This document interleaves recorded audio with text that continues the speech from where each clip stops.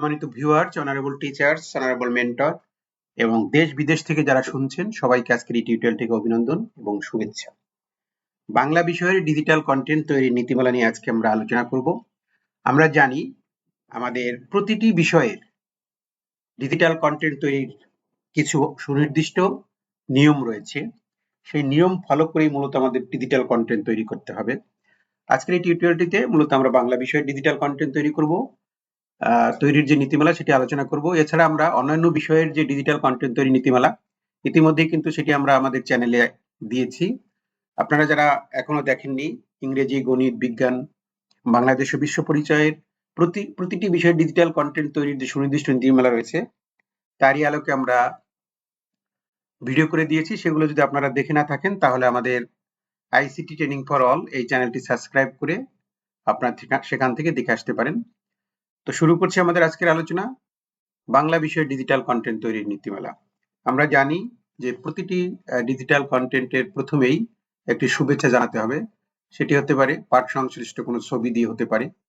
এরপরে শিক্ষকের পরিচিতি, পাঠের পরিচিতি, এই জিনিসগুলো কিন্তু সিরিয়ালি থাকবে। এখানে প্রতিটি সাবজেক্টেই কিন্তু একই নিয়ম এই জায়গাগুলোতে। এরপরে যেটি রয়েছে, আমাদের পাঠে যাওয়ার জন্য কিছু ছবি দেখাতে হবে বা পূর্বজ্ঞান যাচাই করার জন্য, পাঠের সাথে লিঙ্ক করার জন্য, পূর্ব পাঠের সাথে লিঙ্ক করার জন্য। সেখানে পূর্বজ্ঞান যাচাইয়ের জন্য আমরা কি করতে পারি, আমাদের কিছু ভিডিও বা ছবি যদি পাঠ সংশ্লিষ্ট দেখাতে পারি সবচেয়ে ভালো হয়। আর সেটার থেকে মূলত প্রশ্ন করে করে আমরা আমাদের পাঠে চলে আসতে পারি, সেটি আমাদের পাঠের সাথে লিঙ্ক করা হয়ে যায়। এ পর্যায়ে বাস্তব কোনো জিনিস বা বিষয়বস্তু যদি থাকে সেটিও দেখানো যায়, তবে পাওয়ার পয়েন্ট স্লাইডে সেটি কিন্তু ব্যবহার না করলেও চলবে। যদি বাস্তবে দেখান আপনি, সেটা বলছে, তবে সেটি লেখা থাকবে, সেই স্লাইডটি হাইড অবস্থায় থাকবে। কিভাবে স্লাইড হাইড করতে হয় আমরা সেটি জানি। এরপরে আজকের পাঠটা আমরা ঘোষণা করে দিলাম। পাঠ ঘোষণার পরে আমাদের পরের স্লাইডে হবে কি, পাঠের শিক্ষণফলগুলো লিখতে হবে। আমাদের যে নতুন কারিকুলাম করা হয়েছে সেই কারিকুলামের আলোকে আমাদের জাতীয় প্রাথমিক শিক্ষা স্তরের যে শিক্ষাক্রম বা কারিকুলাম রয়েছে সেখান থেকে সংগ্রহ করে সেখানে প্রতিটি কারিকুলাম শিক্ষণফলের যে একটি নাম্বার দেওয়া হয়েছে সেটি সহ উল্লেখ করে লিখতে হবে আমাদেরকে। আর আমরা জানি যে বাংলা বিষয়ের যে শিক্ষণফলগুলো সেখানে মূলত ভাষা দক্ষতা, চারটি যে দক্ষতা রয়েছে আমাদের, দক্ষতা কেন্দ্রিক শোনা, বলা, পড়ালেখা, এই চারটা দক্ষতার প্রত্যেকটা পাঠের সাথেই কিন্তু অনেক সময় দেখা যাচ্ছে যে এই শিক্ষণফলগুলা ইনবিল্ড করা। সেজন্য বাংলা বিষয়ের শিক্ষণফল লিখতে গেলে শিক্ষণফল অনেকটা বেশি হয়ে যায়, অনেক বেশি শিক্ষণফল নিতে হয়।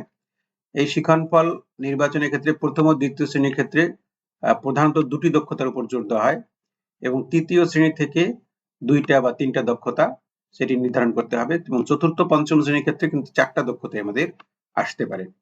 এই হচ্ছে এইগুলা সুনির্দিষ্ট করা। আমাদের শিক্ষণফলের যে স্লাইডটা নিতে হবে সেটি আমাদের কারিকুলাম থেকে শিক্ষণফলগুলো হুবহু লিখে দিতে হবে বা নাম্বারগুলো লিখে দিতে হবে।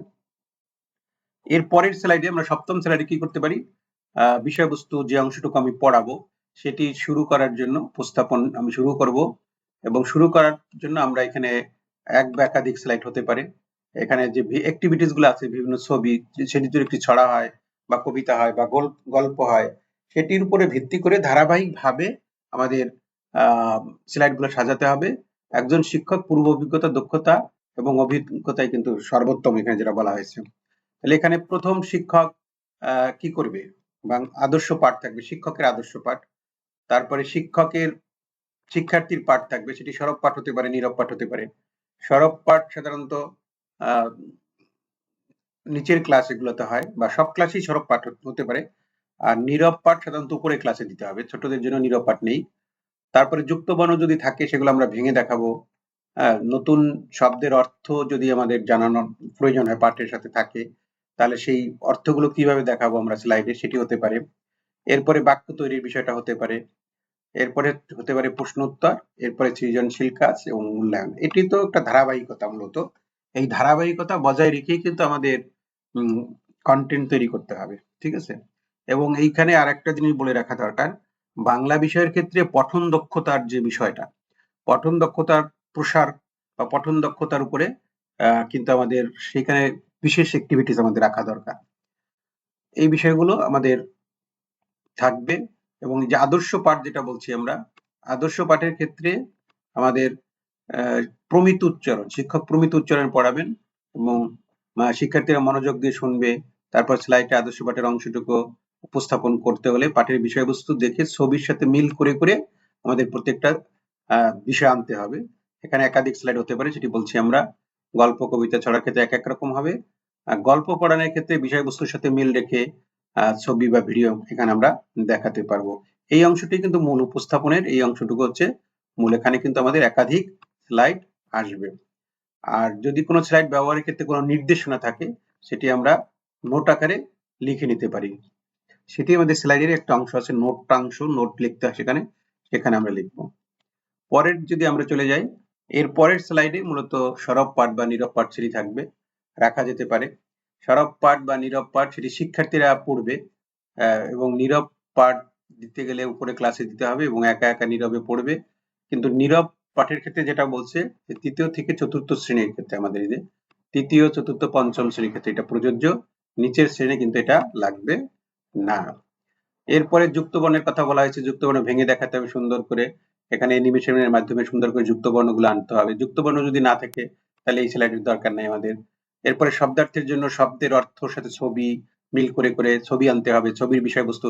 অর্থাৎ ডিজিটাল কন্টেন্ট মানে ছবির মাধ্যমে কোনো বিষয়কে উপস্থাপন করা, ভিজুয়ালাইজেশন যেটাকে আমরা বলছি, সেটি হতে পারে।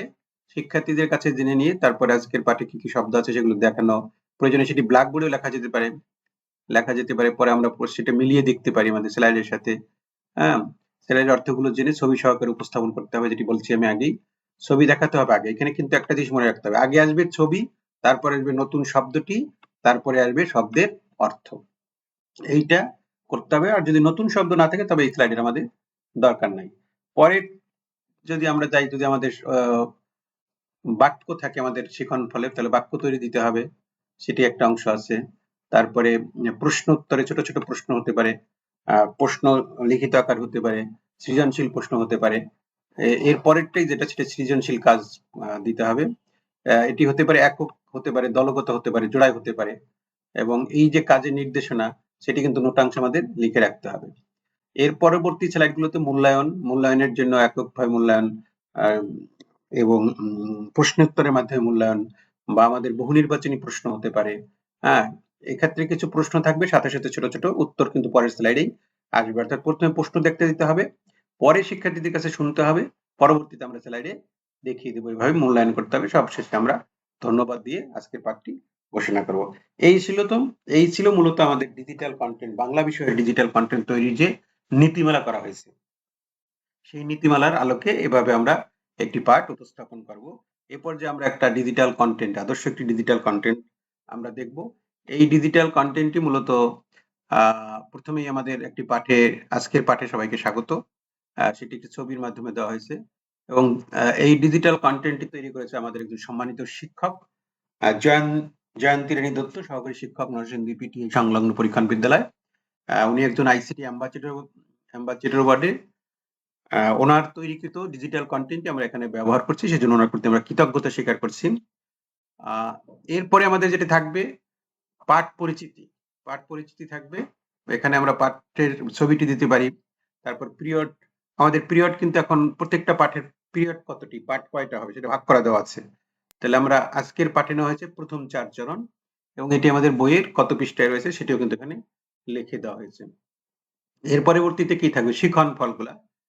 যেহেতু আমাদের এটি তৃতীয় শ্রেণীর পাঠ, সেজন্য আমাদের এখানে শোনা, বলা, পড়া, লেখা 4টা দক্ষতায় আসছে এবং এটি কিন্তু আমাদের এখানে যেগুলো লেখা হয়েছে এগুলো আমাদের কারিকুলাম বা শিক্ষাক্রম থেকে তুলে দেওয়া হয়েছে, পাঠের সাথে লিঙ্ক করা, এটি সেখান থেকে তুলে দেওয়া হয়েছে।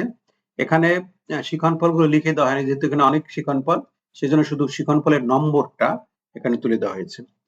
তাহলে আমরা 4টা দক্ষতা এখানে রয়েছে, শোনা, বলা, পড়ালেখা। এখানে বাংলার ক্ষেত্রে যেটা হয় যে দক্ষতাগুলো তৃতীয় থেকে পঞ্চম শ্রেণীর ক্ষেত্রে ইন্ডিকেটেড অবস্থায় থাকে, সেজন্য এখানে শিখনফল কিন্তু একাধিক আসবে এবং শোনার সাথে সাথে বলার শিখনফল অর্জন হয়ে যায়, পড়া বা লেখার শিখনফল একটার সাথে একটা যেহেতু রিলেটেড, সেজন্য কিন্তু হয়ে যাচ্ছে।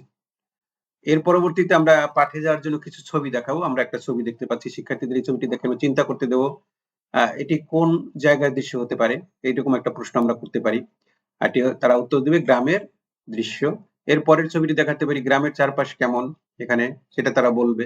গ্রামের চারপাশ হচ্ছে সবুজ বা সুন্দর, হ্যাঁ, গ্রামের যে মিঠো পথ থাকে সেইটা বিষয়টা বলা হয়েছে। এরপরে এই ছবিতে তোমরা কি দেখতে পাচ্ছ? এই ছবিতে আমরা গ্রামের চারপাশে আর কি কি থাকে সেই জিনিসগুলো তারা শিক্ষক প্রশ্ন করবে এবং তারা উত্তর দেবে।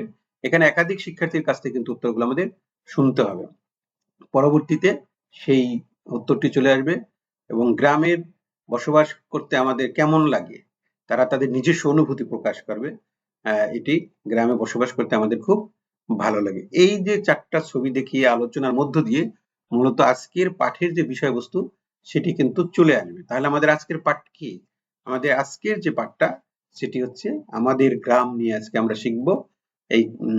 এইটা আমরা শিখব। এটি লিখেছেন কে? বন্দে আলী মিয়া। এই কবিতাটি আমরা শিখব। এরপরে কি হতে পারে? আমরা বলছিলাম শিক্ষকের আদর্শ পাঠ। এখানে শিক্ষক নিজেই তার ছবিটি দিয়েছেন এবং তিনি সুন্দর করে বইটি ধরে পাঠ দিচ্ছেন। এটাকেই বলছি আমরা শিক্ষকের আদর্শ পাঠ। শিক্ষক যখন আদর্শ পাঠ দিবে তখন আমাদের একটা জিনিস মনে রাখতে হবে যে সেটি যেন প্রমিত উচ্চারণে যথাযথ ভাব বা যে কবিতার যে ভাব থাকে সেটি অনুসরণ করে কণ্ঠস্বরের ওঠানামা করার যে বিষয়গুলো থাকে, উচ্চারণের যে বিষয়গুলো থাকে সেটি করেই তিনি তার আদর্শ পাঠটি দিবেন এবং শিক্ষার্থীরা শুনবেন। এবং এখানে যেমন আছে আমাদের ছোট গায়ে, যে গায়ে, গায়ের উচ্চারণটা কেমন হবে? গতে কিন্তু চন্দ্রবিন্দু রয়েছে। এই উচ্চারণগুলো এগুলো সুন্দর করে এবং কবিতা পড়ার যে বিষয়গুলো রয়েছে সেটি সুন্দর করে শিক্ষক একটি আদর্শভাবে কয়েকবার কিন্তু তিনি সুন্দর করে পড়বেন। এটি হচ্ছে শিক্ষকের আদর্শ পাঠ গেল। পরবর্তীতে যেহেতু এটি একটি কবিতা সেজন্য এখানে আমরা কবি পরিচিতিটা নিয়ে এসেছি। কবি পরিচিতি এখানে দিতে হবে। কবি লিখছে কে? বন্দে আলী মিয়া। তোমরাই তো বলছো যে এটি লিখছে বন্দে আলী মিয়া। তাহলে আমরা একটু বন্দে আলী মিয়া সম্পর্কে কয়েকটা কথা জানি।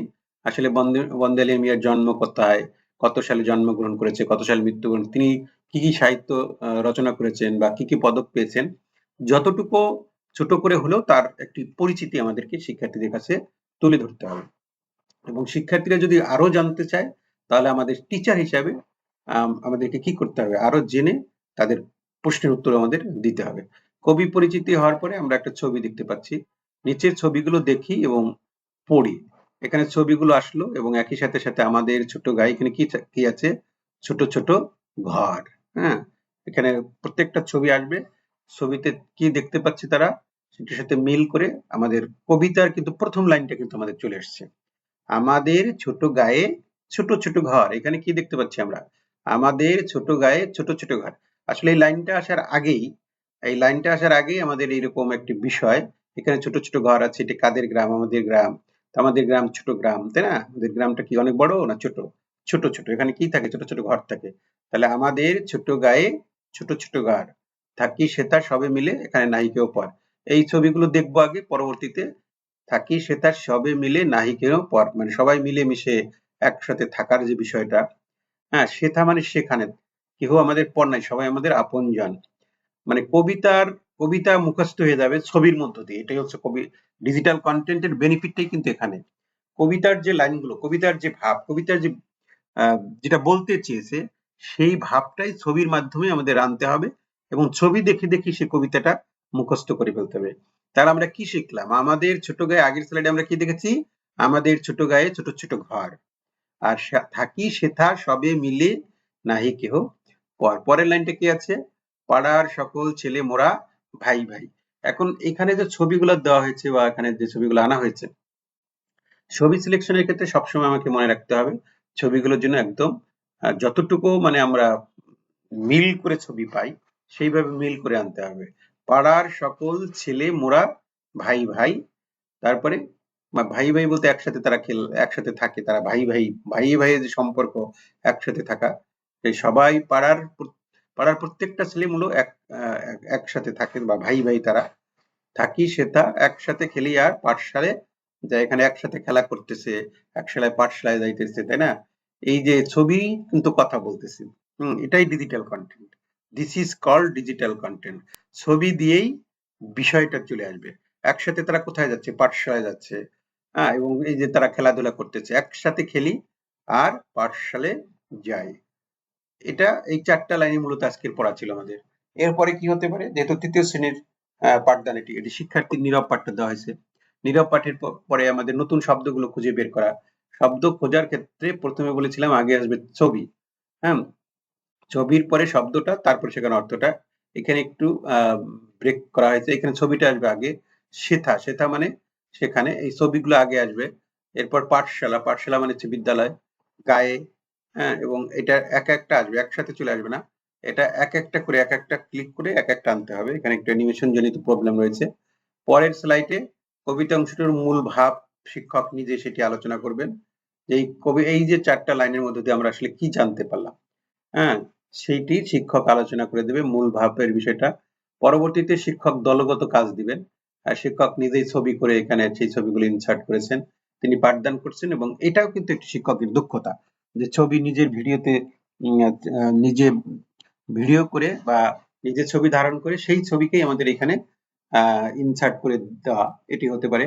আর আমাদের দলগত কাজ থাকবে। যেহেতু শিক্ষক এখানে কবিতাটা সুন্দর করে প্রত্যেকটা লাইনের সাথে মিল করে ছবি দেখে পড়িয়েছেন, শব্দার্থ শিখিয়েছেন। তারপরে তিনি এটি যেহেতু যুক্ত বর্ণ নাই, সেখানে যুক্ত বর্ণগুলো দেখানো হয় নাই। সেটির দরকার নাই। পরে মূল ভাব বলেছেন। এরপরে কবিতার মূল ভাব দলে আলোচনা করে তোমরা লেখো। দলগত কাজ। এতক্ষণ ধরে যে আমরা যেটা আলোচনা করে দিলাম, এটা তোমরা দলে ৪ টা দলে বা ৫ টা দলে ভাগ হয়ে এটা লিখবা। ঠিক আছে, এটা লিখলো। এরপরে আমাদের কি আছে এখানে? শূন্যস্থান। ঘরের ভিতরে শব্দগুলো খালি জায়গায় বসিয়ে বাক্য তৈরি করা। একসাথে ড্যাশ আর পাঠশালা যায়। এখানে কোনটা হবে? থাকি ড্যাশ সবে মিলে নায়িকার উপর। যে লাইনগুলো আমরা পড়িয়েছি বা এখানে আলোচনা করা হয়েছে, তাহলে প্রথমটা কি বলতে পারো? প্রথমটা কি হবে? একসাথে কি হবে? এইখানে পরবর্তীতে একটু উত্তরটা চলে আসলো। একসাথে খেলি আর পাঠশালায় যাই। পরেরটা কি হবে বলো? থাকি সেতা সবে মিলে নায়িকার উপর। পরেরটা কি হবে? পাড়ার সকল ছেলে মোরা ভাই ভাই। এভাবে তারা উত্তরটা বলল বা মিলিয়ে নিল পরবর্তীতে। এরপরে আমরা জোড়ায় কাজ দিতে হবে।